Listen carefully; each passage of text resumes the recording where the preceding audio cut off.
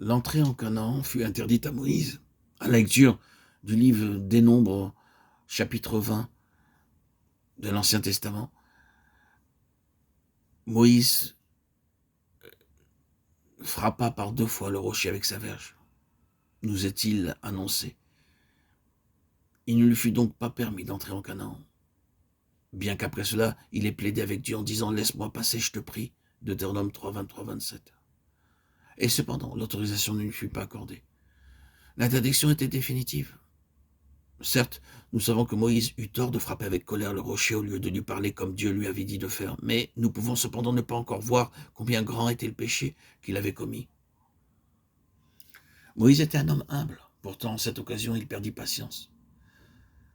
Nous avons vu beaucoup de personnes humbles perdre patience sans pour autant être sévèrement jugées par le Seigneur. Pourquoi donc le Seigneur fut-il aussi sévère avec Moïse, qui, somme toute, ne perdit patience qu'une seule fois? Lisons dans la Bible ce que Dieu dit lui-même. Alors l'Éternel dit à Moïse et à Aaron, parce que vous n'avez pas cru en moi, parce que pour me sanctifier aux yeux des enfants d'Israël, vous ne ferez point entrer cette assemblée dans le pays que je lui donne. Nombre 20, 12. Que signifient ces paroles? Tu ne m'as pas sanctifié. Cela veut dire, tu m'as mélangé. Sanctifier Dieu signifie de mettre à part, mettre en évidence le caractère de Dieu. Si Moïse s'était emporté 10 fois, les gens auraient seulement pu dire qu'il avait un tempérament vif, mais son manque de contrôle, cette seule fois, affecta Dieu lui-même. C'est comme si Dieu disait, tu m'as associé dans ce que tu as fait, tu ne m'as pas sanctifié, tu ne m'as pas honoré comme il se doit. Alors que Moïse s'emportait, Dieu agissait en même temps. C'est la difficulté de cet incident. L'eau jaillit abondamment après que le rocher fut frappé. Le peuple pouvait de la sorte se trouver dans la confusion dans cette situation.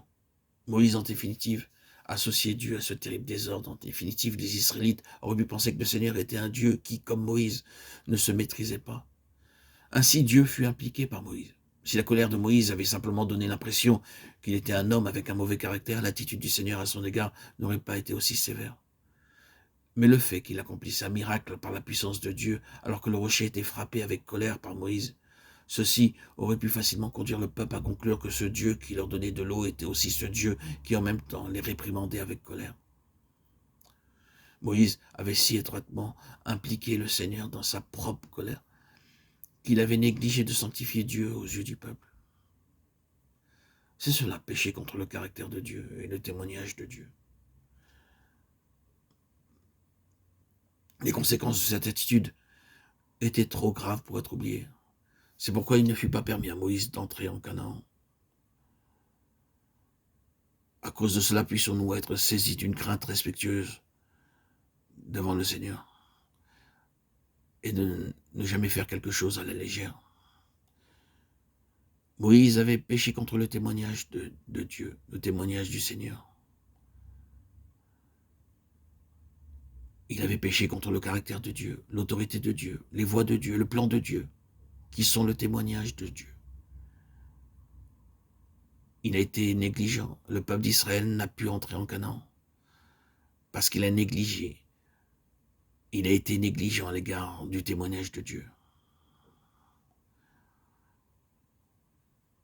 Le témoignage du Dieu Tout-Puissant, saint et vivant,